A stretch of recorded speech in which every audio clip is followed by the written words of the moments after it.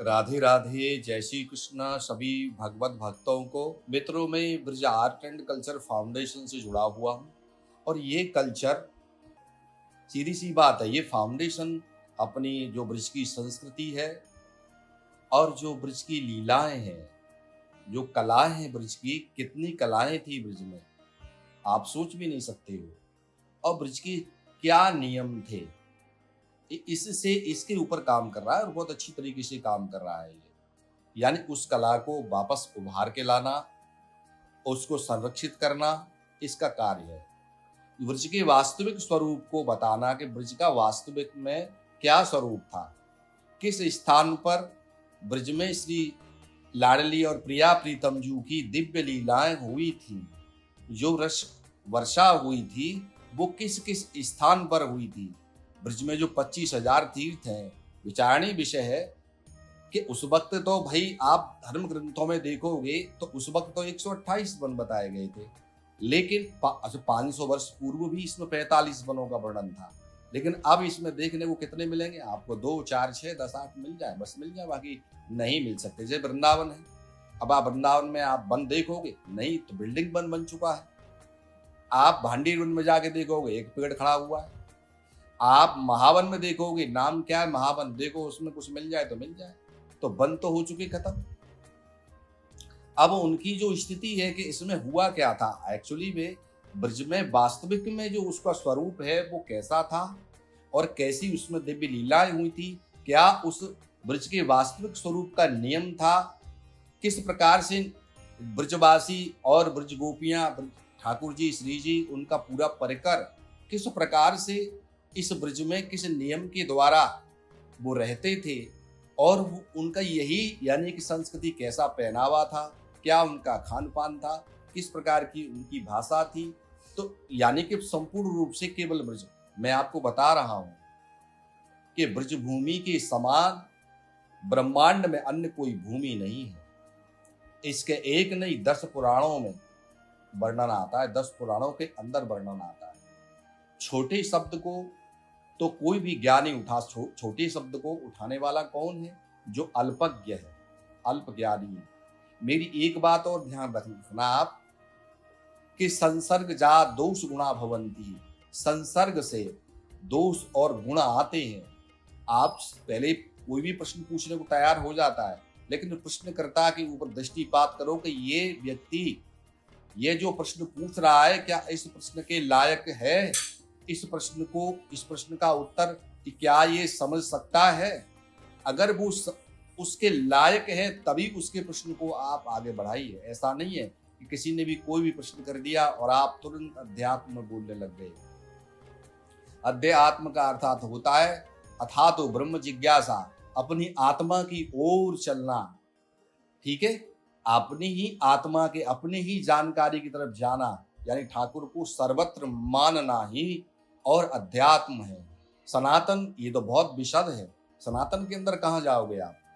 विचारणीय विषय, कितने वृक्ष थे इस ब्रज में, इसकी संस्कृति पूरे ब्रह्मांड में व्याप्त है, क्योंकि ब्रज की जो भूमि ब्रज भूमि है यही अनंत कल्पों से विराजमान मौजूद है। इसका ये कब आई थी पता नहीं है। सनातन भूमि है भैया ये। सनातन भूमि अगर ये नहीं होती तो आप विचार कीजिए कि वराह पुराण में भगवान वराह पृथ्वी से क्यों कहते कि हे धरा, मैं तुमको वहां पर स्थापित करूंगा जहां हरे भरे वृक्ष दिखाई देंगे। अब विचारणीय विषय कि हरे भरे वृक्ष कहाँ थे? धरती ये प्रश्न पूछती है, पृथ्वी बोल प्रभो अरे आधार शक्ति तो मुझ में है, स्थावर यानी कि पेड़ स्थावर तो मेरे ही ऊपर तो उगते हैं, फिर वो जब मैं ही नहीं हूं तो उगेंगे कहां से वो? तो भगवान कहते हैं तुम विचलित मत होइए देवी, मेरी बात पर विश्वास कीजिए। पृथ्वी फिर भी चुप नहीं होती, तब फिर भगवान समझ जाते हैं कि ये राक्षस का, असुर का संग करके आ रही है, इसलिए इसके ऊपर में असुरत्व हावी हो गया है। विचार कीजिए आप कि आप संग किसका करके आते हो? पृथ्वी जो भगवान की प्रिया है वो भी उस असुर के चक्कर में आकर के और अहंकारी अविश्वासी हो जाती है, भगवान पर विश्वास नहीं करती। ये विचारणीय विषय है। यही विषय जो है रामचरितमानस में और माता सती के उपलक्ष्य में आता है। भगवान शंकर कहते हैं फिर भी माता नहीं मानती। आप क्या समझते हो इस चीज को कि सभी के सामने सभी के प्रश्न उठा लेने चाहिए, सभी के प्रश्नों का उत्तर दे देना चाहिए? नहीं, ऐसा नहीं है। गुनिए, सुनिए, फिर गुनिए और फिर बोलिए। देखिए, आंखों को क्यों दिया भगवान ने? देखने के लिए। निरीक्षण कीजिए कि ये व्यक्ति इतना बड़ा प्रश्न बोल रहा है, प्रश्न मुझसे कर रहा है, क्या इस प्रश्न की गंभीरता को, विषय को ये समझ सकता है?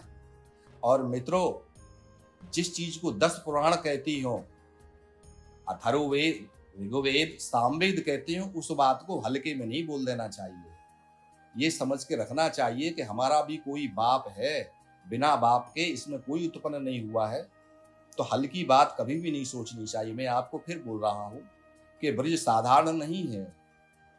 इसी ब्रज के ऊपर में भगवान बारह पृथ्वी को लाके स्थापित करते हैं, और जब पृथ्वी पूछती है उनसे कि प्रभु ये रचना किसने की, तो भगवान बारह कहते हैं, बोले अनंत है, इसका कोई अंत नहीं है, कब किसने की। ये तो चिन्मयी सनातनी है ये ब्रज। अब उसको नहीं मानोगे आप बारह पुराण को? क्यों नहीं मानोगे भाई? उसको नहीं मानते हो? आप देखिए, मत्स्य पुराण में भगवान जब वेदों को निकाल के लाते हैं, तब वो इलाहाबाद में, हैदराबाद मतलब प्रयाग में स्थापित करते हैं, तब प्रयागराज को घमंड हो जाता है। वो कहता है, बोले प्रभु वो प्रमादी ब्रज मेरे यहाँ नहीं आया। पहुंच जाता भगवान से बोलने की, भगवान कहते हैं, बोले प्रयागराज मैंने तुझे तीर्थों का राजा बनाया है भाई। अरे मेरे घर का राजा थोड़ी बनाया है, ब्रज मेरा घर है। अब लीजिए, मत्स्य पुराण इस बात को कहता है, तो मानने वाली बात है, उसको मानिए और समझिए। पहले पढ़िए, अध्ययन कीजिए। एक पुराण को कम से कम 3 से 4 बार अध्ययन कीजिए, फिर समझ में आएगी वो। और 4 लोगों में नहीं, अकेले में अध्ययन कीजिए, तब समझ में आएगी, चारों में नहीं। अकेले पे बैठ करके अध्ययन कीजिए। ब्रज क्या है पहले उसे समझिए कि ब्रज की क्या नीति रीति है। श्री कृष्ण और राधा कौन है भैया? ब्रह्म है ये। एक जगह पर नहीं, पूरी समस्त ब्रह्मांड में ये चर्चा है। और सभी जितने भी धार्मिक पुस्तक हैं उनमें चर्चा है इस विषय पर। तो ब्रज कोई साधारण नहीं है।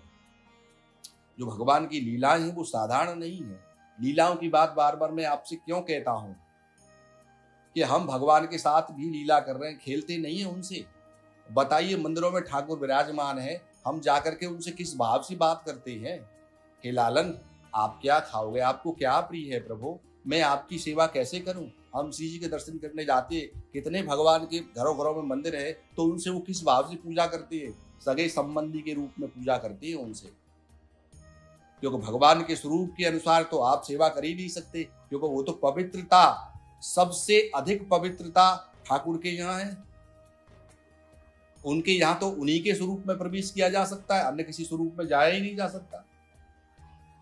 तो संबंधी बना करके और उनकी सेवा की जाती है। वही संबंध ही लीलाएं हैं।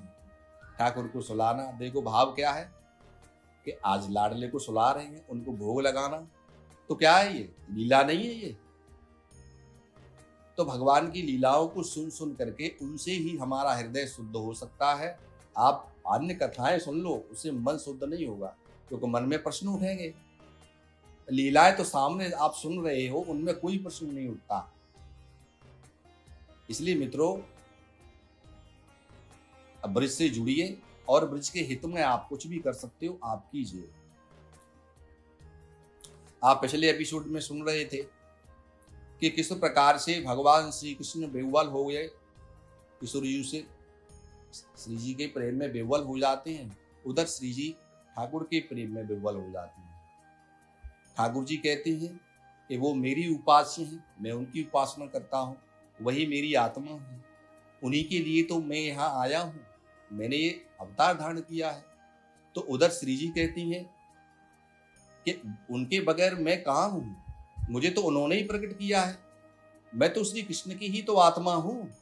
भाई एक ही दिव्य स्वरूप है, एक ही स्वरूप है। ठाकुर कहते हैं राधा आत्मा ही केवलम, बोले मेरी आत्मा केवल राधा है। तो उधर श्री जी कहती हैं, बोले मैं तो स्वयं श्री कृष्ण ही हूँ। अब यहाँ पर एक दूसरे आपस में ही ब्रह्म आत्मा राम श्री कृष्ण अपनी आत्मा के साथ ही लीला कर रहे हैं। तो उधर ठाकुर जी अपने अवयव से ग्वाल बालों को प्रकट कर देते हैं, अपने सेवक उन्होंने अपने ही अंगों से प्रकट किए, अवयवों से।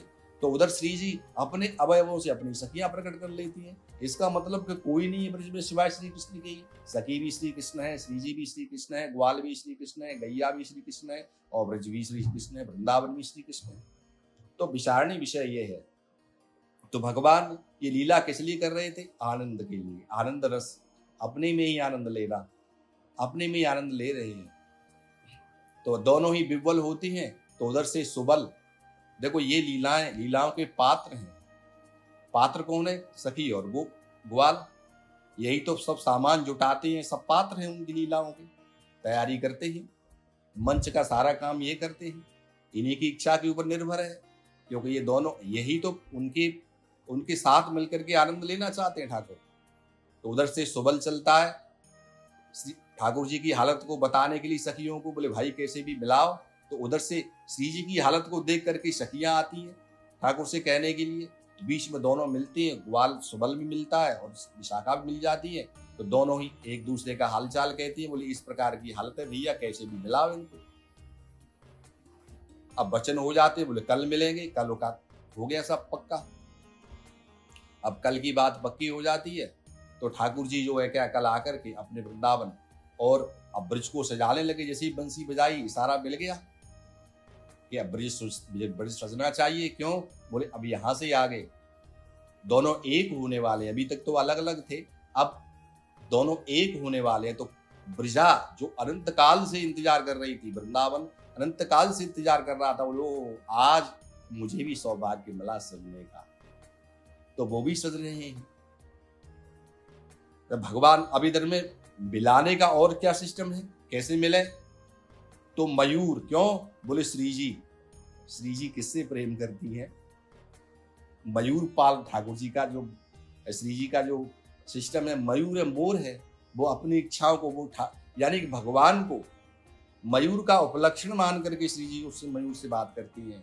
तू नहीं जानता, तेरी जैसा ही तो उनका वर्ण है, और तू चिंता मत कर, मैं तुझे उनसे जरूर मिलाऊंगी। और ये भी बात याद रखना कि वो तुझसे कितना प्रेम करते हैं, तू नहीं जानता। इस प्रकार की बातें श्री जी उनसे मयूर से करती हैं। तो अब मिलाने की व्यवस्था कौन कर रहा है? मयूर, मोर आ गए। मोर जो है क्या, मिलाने की व्यवस्था करते हैं। श्री जी कहाँ है? मोर जानते हैं इस बात को, श्री जी कहाँ है। ठाकुर को तो प्रिय मोर इसलिए हुए क्योंकि वो श्री जी को प्रिय है। बाकी मयूर तो श्री जी को ही प्रिय है। मोर तो श्री जी की ही बात मानते हैं। तो श्री जी कहाँ है? मोर जानते हैं इस बात को। भगवान को लेकर के मोर आ गए, और मोर लेकर के भगवान को लेकर के जाने लगे, वहां पर जाते हैं। तो उधर श्री जी, अब श्री जी को ठाकुर जी की आज्ञा मिल गई तो मिल गई आज्ञा। पहले जो है क्या, उनके मैया बाबा कह देते हैं कि लाली अब तू आराम से वृंदावन में जाके नहीं खेल सकते है, क्योंकि अब नंदलाल गैया चरावे आवे। तो काऊ दैत्य को, काऊ जानवर को अब कोई तो वो डरना है, आराम से मिलकर खेलो उनके संग में।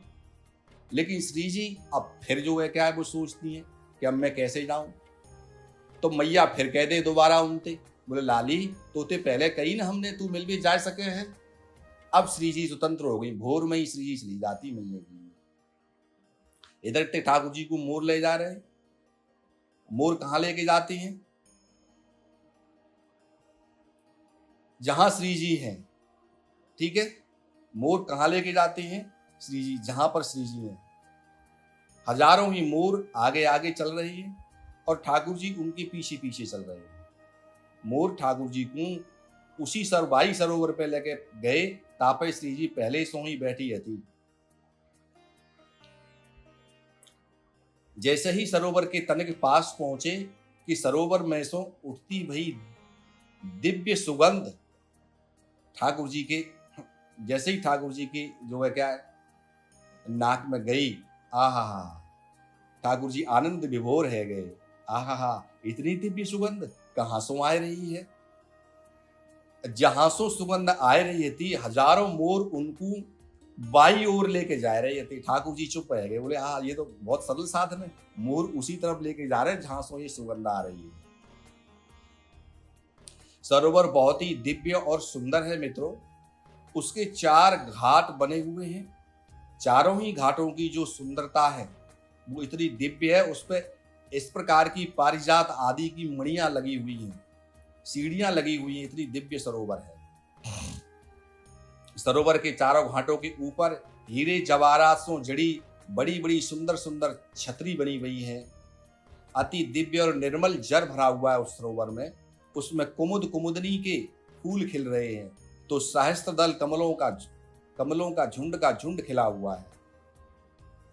चमेली, केवड़ा, मोगरा, जलकुंभी और गेंदा के फूलों ने पूरी सरोवर को इस प्रकार से महका दिया है अपनी सुगंध से कि वातावरण इतना सुगंधित हो गया कि दूर दूर से आकर्षित होकर के भ्रमर गुंजार करने आ रहे हैं।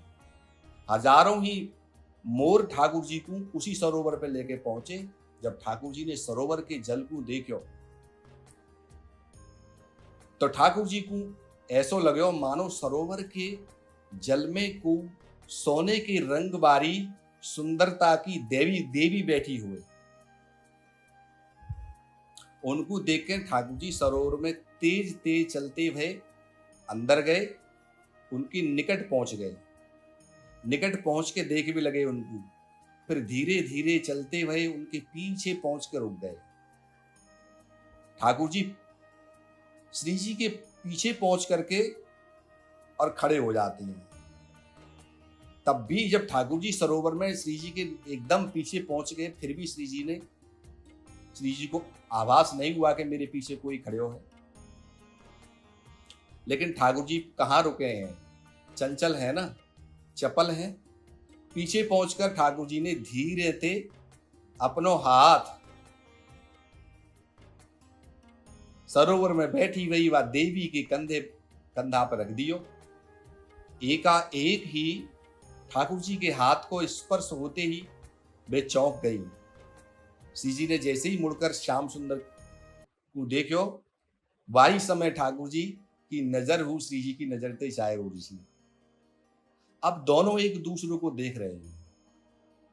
वो ऐसे देख रहे हैं जैसे कबहू बिछड़े ही नहीं थे, एकदम पत्थर की मूर्ति बन गए, जिससे बहुत कल्पन के बाद आज चकोर और चंद्रमा को मिलन है रहे। दोनों की नजर एक दूसरे की नजरों में उलझ गई, दोनों ही पत्थर की मूर्ति की तरह स्तंभित हो गए। अब भला इनको कौन सुलझा सकता है। दो चकोर दो चंद्रमा, विचारणी विषय।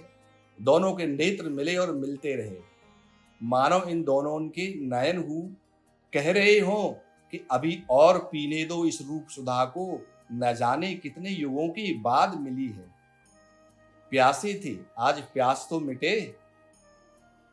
लड़ गई लड़ गई लड़ गई लड़ गई सखी, लड़ गई श्याम सुंदर सो ये अखियां लड़ गई री, हाय ये लड़ गई री। लड़ गई लड़ गई लड़ गई लड़ गई लड़ गई श्याम सुंदर सो ये अखियां लड़ गई री, सखी री ये लड़ गई री। इस प्रकार से नेत्र एक दूसरे से नेत्रों में उलझ रहे हैं कि जैसे उलझे ही रहत, मानो कबहू सुलझे ही न हो, मिले ही रहत मानो कबहू मिले ना, विचारणी विषय है। इस प्रकार का मिलन हो रहा है। दोनों के मिलन को देख हजारों ही मोर एक साथ नाचने लगे। तो जाने कहां थे लाखों ही पक्षियों ने अपना गाना शुरू कर दिया। देखो मिलन हो रहा है। लताओं से फूल सरसने लगे, लताओं से फूल बरसने लगे अपने आप, कलियां अपने आप छूट छूट करके झरने लगी।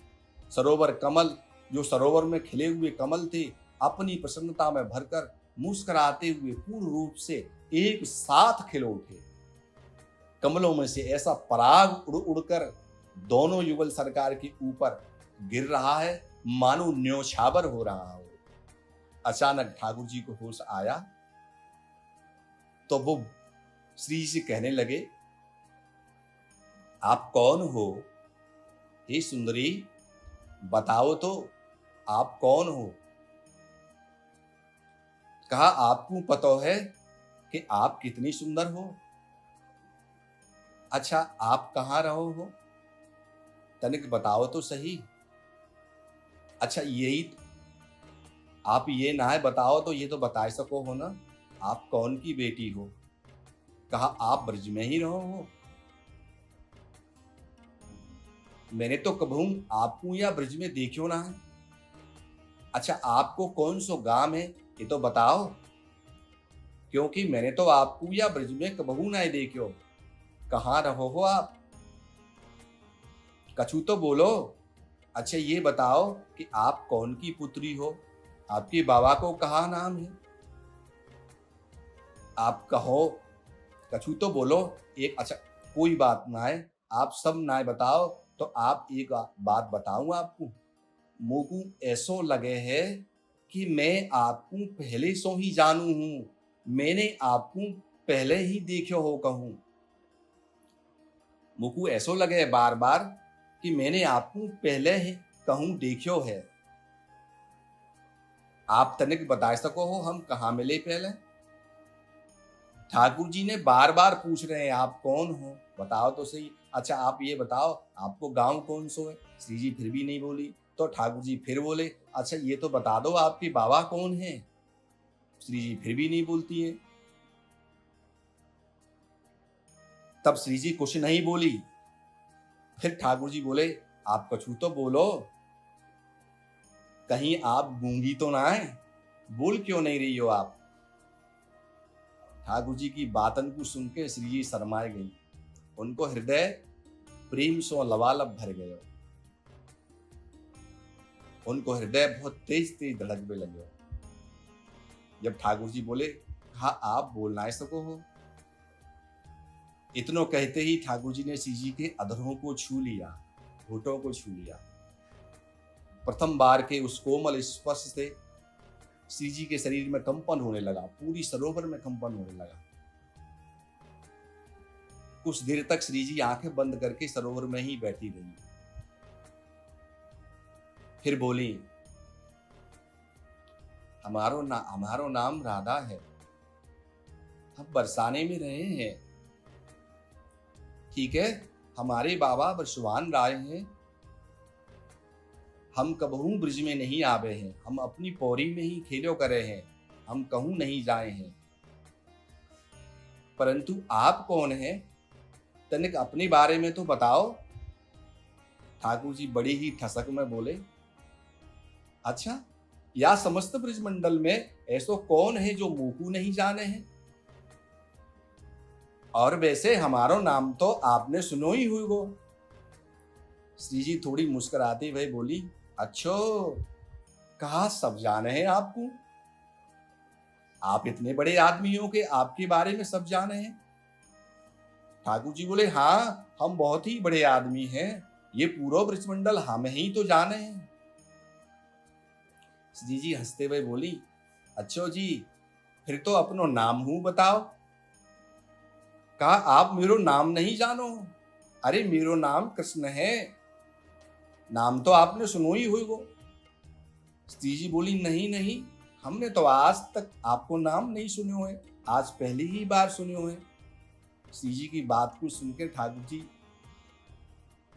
समझ गए कि ये हमारी हंसी कर रही है। उनको मुख उदास है गए। श्री जी फिर बोली, अच्छा अच्छा तो कृष्ण नाम है आपको? हाँ हाँ, तो तुम ही वो कृष्ण हो जो गोकुल के घर घर में जाके माखन की चोरी करते फिरो हो, और अब आप यहां आ गए हो? अरे अरे, ठाकुर जी बोले, अरे अरे, तुम तो बिना बात ही चोरी लगा रही हो। ऐसो तुम्हारे पास कहा है राधे, जाकू चुराए लियो है हमने, जो हमें चोर बता रही हो? ऐसो कहा है आपके पास जाकू हम चोरी करें? श्री जी बोली, नहीं नहीं, हमने तो आपको बतायो है कि यहाँ चोरी करवे बारे की बहुत ही बुरी दशा हुई है। समझे आप? यासो कबहू चोरी करवे की कोशिश हूं मत करियो।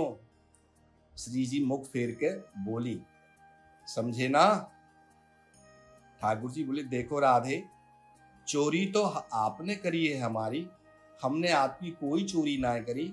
चोरी तो आपने करी है हमारी। श्री जी बोली, अच्छो जी, जो चोरन के सरदार हैं उनकी हम चोरी कैसे कर सके हैं? आप चोरन के सरदार हो और तुम हमारे ऊपर ही चोरी को आरोप लगाए रहे हो।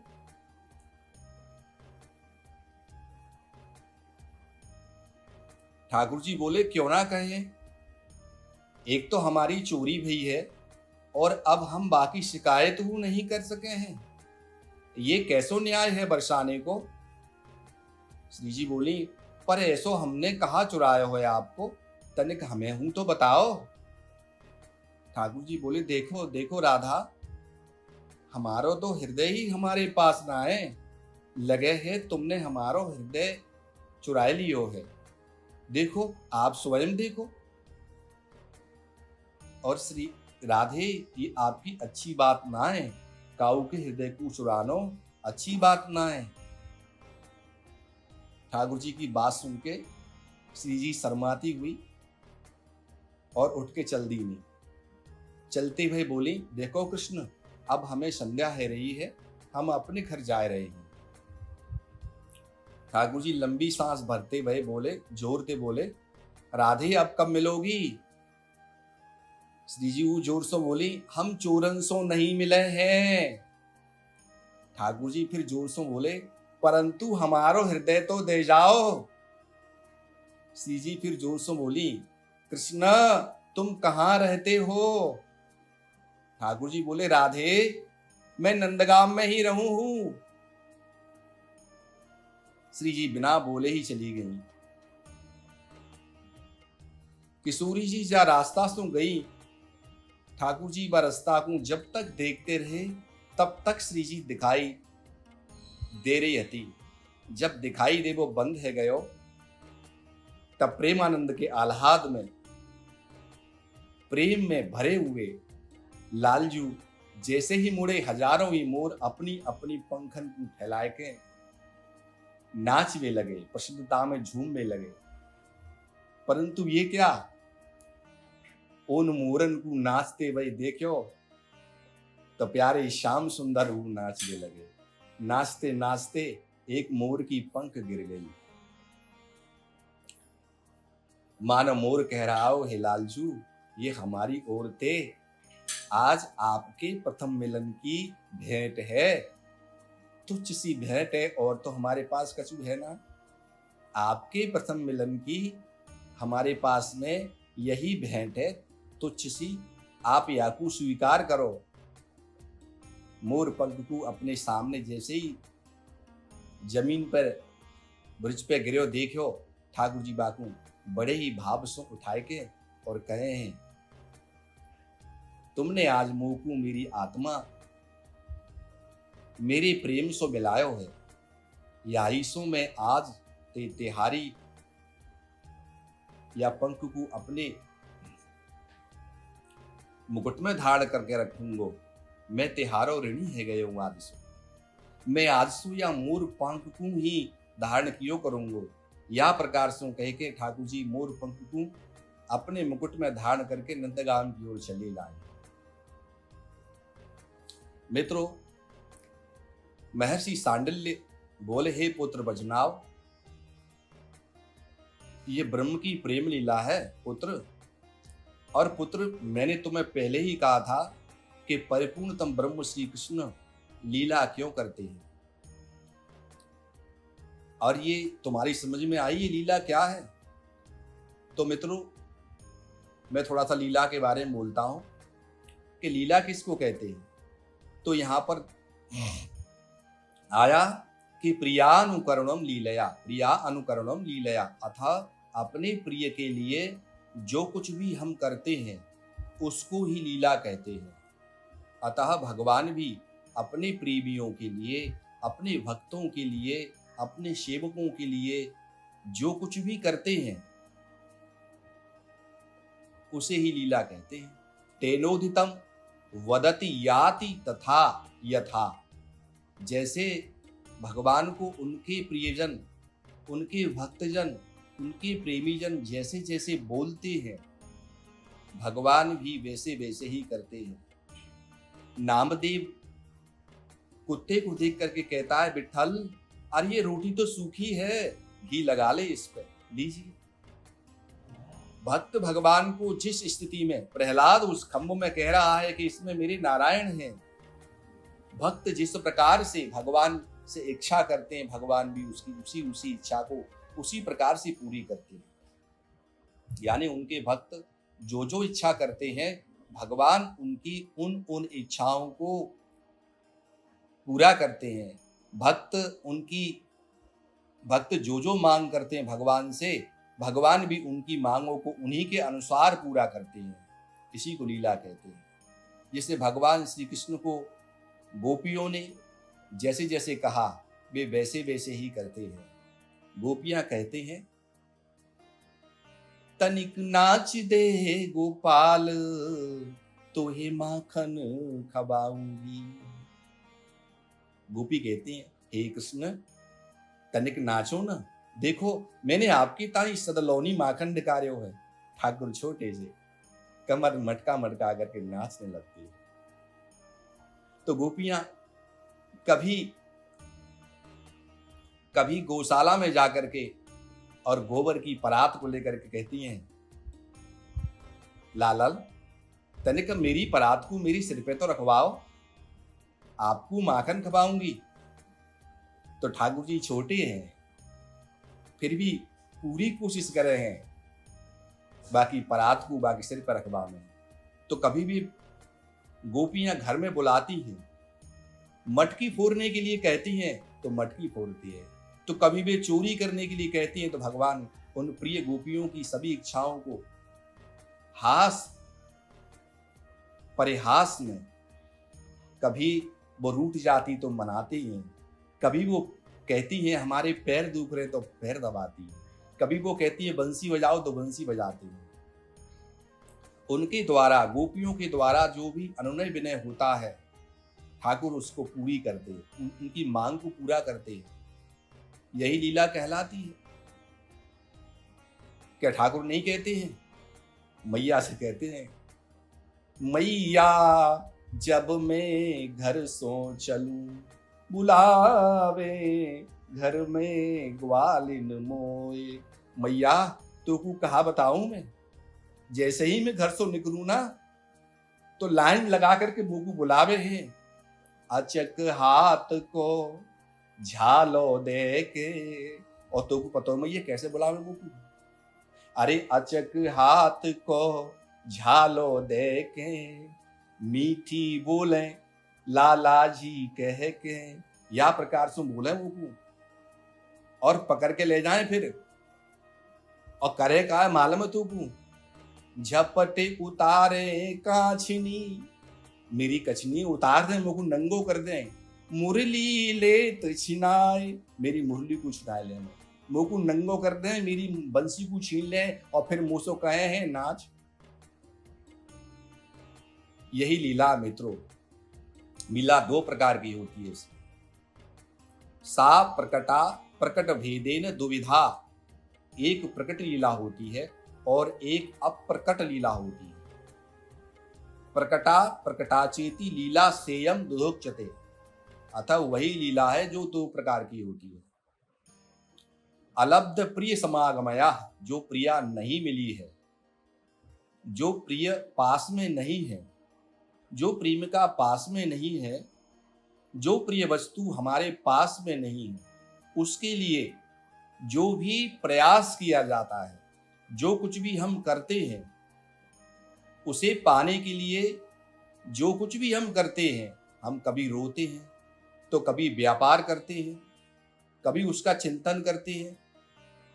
तो उनको जो जो कार्य करते हैं उसी को लीला कहते हैं।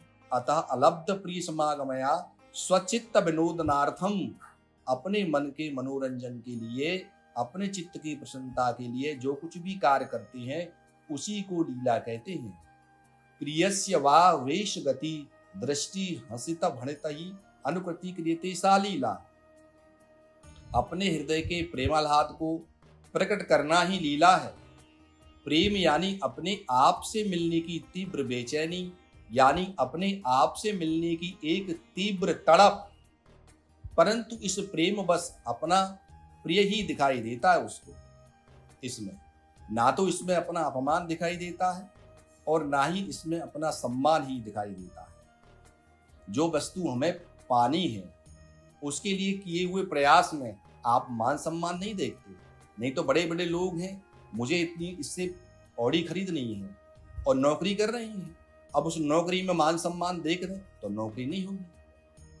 किसी वस्तु को प्राप्त करने के लिए जो कुछ भी हम करते हैं उसमें कुछ नहीं देखते, उसमें सम्मान ही दिखाई देता है। तो हे बजनाब, प्रेमी मान सम्मान, छल कपट, राग द्वेष, काम क्रोध और अहंकार इन सबसे परे होता है, वो इन सबसे दूर हो जाता है। हे पुत्र, मानापमान से दूर होना कोई छोटी और सामान्य बात नहीं है, पर प्रेम की तो महिमा ही निराली है। वहां अगर अपमान से ही मिलता हो प्रियतम, तब प्रेमी के लिए अपमान ही अमृत बन जाता है। परंतु इस बात पर भी ध्यान देना जरूरी है कि अगर मान अपमान का ध्यान है तो वह प्रेम ही नहीं है। देखो बजनाब, चातक पक्षी वो बादलों से इसलिए प्रेम करता है क्योंकि बादल उसे पानी देते हैं, लेकिन बादल क्या उसे प्रेम करते हैं? नहीं, बादल उसे बदले में ओले बरसाते हैं, ओले देते हैं। पर इसके बदले में क्या वो चातक अपना प्रेम करना छोड़ देता है? वो फिर भी बादलों से प्रेम करता है। वो बादल भले ही उसको ओले देते हैं लेकिन वो अपना प्रेम नहीं बदलता। चातक का प्रेम बादलों के लिए घटता नहीं है, और बढ़ता जाता है और बढ़ता जाता है। यही प्रेम है। हे पुत्र बजनाब, प्रेम उसे नहीं कहते जो क्षण में घट जाए और दूसरे ही क्षण बढ़ जाए। प्रेम एक ऐसी नदी है जो केवल अपने उद्गम की ओर खींचना ही जानती है, उसे और कुछ आता ही नहीं। वो तो अपने प्रेमी को निरंतर खींचती रहती है अपनी ओर। फिर चाहे तुम उसे कम प्रेम करो या ज्यादा प्रेम करो, वो अपनी ओर खींचती ही रहती है।